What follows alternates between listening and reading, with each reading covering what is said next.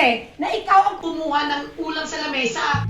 Hoy! Ang kapal na mukha mo! Ay, mas Bakit makapal ka. pabili ako ng ulam? Kitang-kita ko eh. Ano ka? Ano tingin sa kanila? Paano mukha mo ha? Kumalma kayo!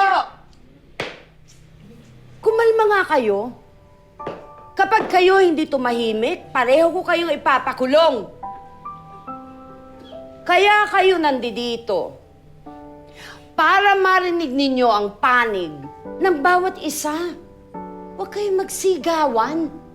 Wala eh. Talagang pag kitang-kita ko, hindi ako pwede magkamali. Oh, talaga? Oo! Kapitana! Pumili ka pera, no? Hindi ako nagpagkakal niya lang eh. Ano ka? Ingitera lang eh, no? Oh, ang kapal na mukha mo talaga. Makakal ka dahil ikaw na... Ano? Ano naman ang problema mo, Judas? Ba't nakakandado yung basketball court doon? Pinagdadamutan niyo ba kami? Ha? Bawal ba kami maglaro doon? Aba, pwedeng-pwede naman.